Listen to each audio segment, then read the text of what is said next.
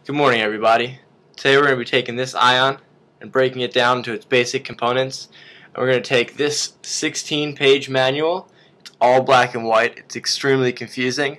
I'm going to turn it into a 5-minute video section, teach you how to clean, maintain, and understand your paintball gun. Today we're going to be using 3 tools to disassemble and reassemble this gun. Our first tool is our Phillips head screwdriver. It's usually provided by the company. The second one is our 1/8 inch Allen wrench, also provided by the company. And then I also recommend Smartsparts Sleek lubrication for when we reassemble the gun. To start off, we need to remove 2 screws, 2 from the grip, and this will open up our battery and board, and then 3 more from the bottom of the gun. 1 in the back, 1 in the middle, and 1 up front, right under the barrel, which we'll see in a couple minutes. When we disassemble the gun, after the 2 screws have been removed, this is what the gun should look like. Before we start, we must disconnect the battery, like so. Take it out, pry the battery off of its connector, and we're set. From here, we can remove these 3 screws. Here's the third one that was under the barrel. So to start, we need to loosen the front 2 and the back 1. Just slightly enough so that you can wiggle it. And then once it's loose enough, we can eventually take it off. Now the weird thing about Smartsparts is that they like to reverse thread all of their threading, which means your righty-tighties are now lefty-loosies, and your lefty-loosey is now righty-tighty. Once I get these screws off, we can move on to step 2. Now that your battery is removed and all 3 screws have been removed, we can start the cleaning process. To do this, we need to remove this board right here. This piece is your board. The way it comes out is there's a little catch in the inside of 2 grooves, and the board slides right into this. So to take it out, we slightly lift the back, and you wiggle it just enough so that you can see it like this. See how it's raised, and my solenoid, which is this piece right here, and my macro line, which is this blue line right here, are showing. From here, you take the gun, and you slightly offset it so that this screw right here is showing. You take your 1/8 Allen wrench, put it in there, and you unscrew that screw first. This disconnects the macro line from the pressure chamber. Now that we have that removed, see a little, now this can come out. Then we can gently pull the board out of the gun. Make sure that when you're pulling this out, you don't rip off your battery connection. See, now we just have a frame, and then we have the solenoid with your macro lines, and the body with the feed neck. From here, from this piece, flip it upside down and you'll see 2 screws. 1 in the back of the gun and 1 slightly in the middle, just below the feed neck. Take your 1/8 and gently remove that.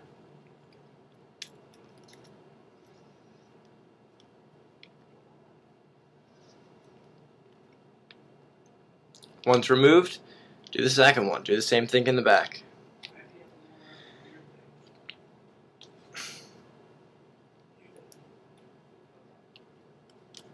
Now when you remove these, be careful not to let it go, because our eyes, the eyes of the gun, are still attached. All you have to do, pinch the cord and gently pull it out.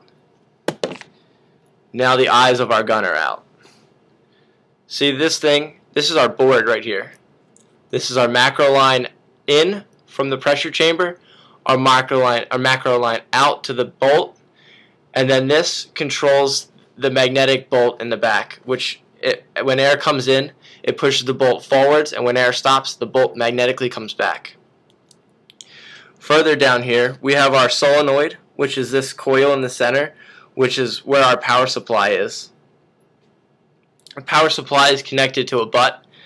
The butt is the almost like a controller for the solenoid. It controls the flow of electricity. Moving further down, we have this little clicky. When this clicks, every click represents a shot. This is what our trigger goes up against. Here's our trigger. So When this piece right there, this piece right here, clicks back, every time that clicks, it clicks the board, which makes us fire.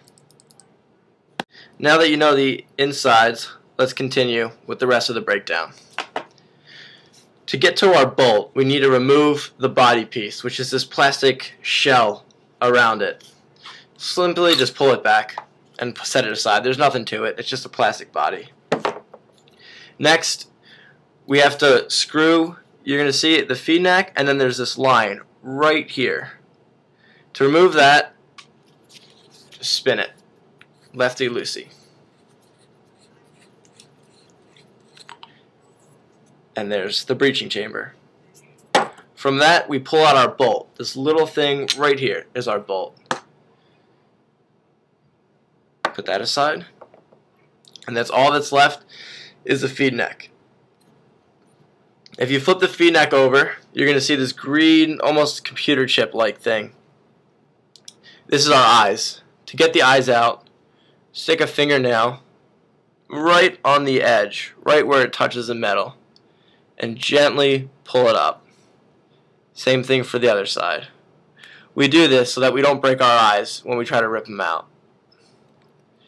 Gently push it up and pull it out. Now we have our eyes. See the two little dots? That's where they plug in at. Now we have all broken down into our basic pieces: bolt, feed neck, firing chamber, eyes. We can clean everything. Basically, to clean this, all you get is a wet rag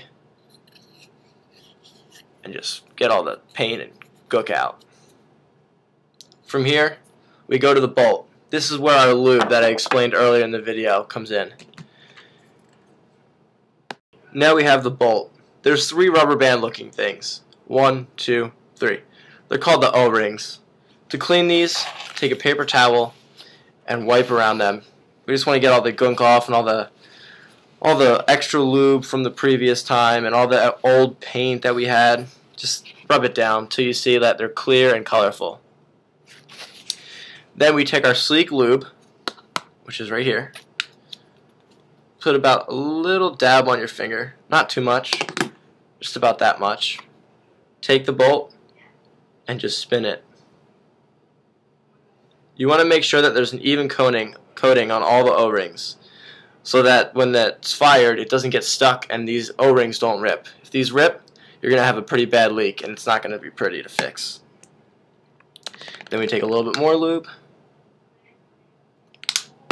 like that much, and you put it on the back one. Remember to lube your gun after every paintball scenario. From here, take the bolt, put it back in the feed neck, just till it stops. Take the chamber, we're going to screw it back in.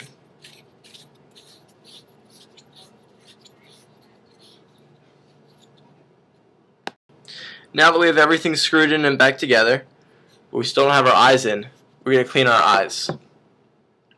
Do this. Take a paper towel and gently wipe on the actual eyes. The eyes are these little button-like sensors. They're almost like LED lights. Just brush them off with a little paper towel. Don't do it too hard because we don't want to scratch our eyes. Then the gun won't recognize that there's a ball there, and then you'd have to replace your eyes, which can get pretty pricey. Now that our eyes are clean, flip it upside down. The eyes, you put the balls facing towards the feed neck, which is towards the front of the gun, and then the plug towards the back, and then just gently push that in there. We want to make sure that it's all the way down and there's no gap, so that we slide on our body kit, it doesn't get ripped off. After our eyes are in, take the body kit and gently slide it back over. Make sure that when you see this, you can see straight through the hole. See? Right through. From here, we need to reattach our solenoid and macro lines. To do this, we first position it, making sure that all 3 screws are visible. 1, 2, and see how my 3rd screw is slightly offset? That means I need to pull it back out and realign this piece, like so. Put it back in, and then make sure that I can visibly see all 3 screws. 1, 2, 3. From there we line it up.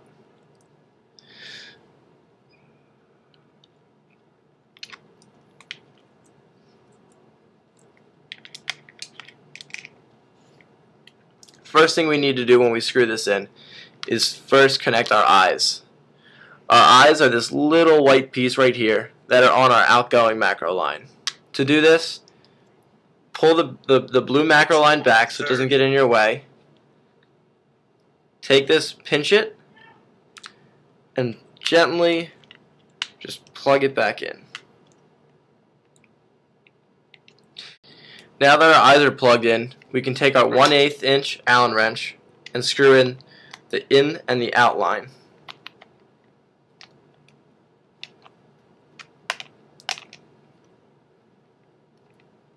That's 1. And here's 2.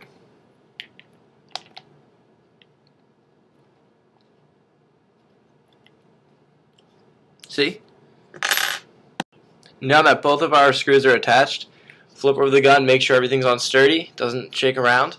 We can reattach this to the gun, to the frame. To do this, first slide your 9-volt battery line through down into the trigger base, and then when we put our board in, we want to make sure that we get our board right between those 2 grooves inside. See these 2 grooves on the side? Right there? That's what we want to slide our board into. Don't worry if you mess this up. You can just pull out very gently and slide it back in. Put it in just about halfway where we can still see our solenoid and our blue macro line. Offset the gun again, and now we're going to screw our front macro line in.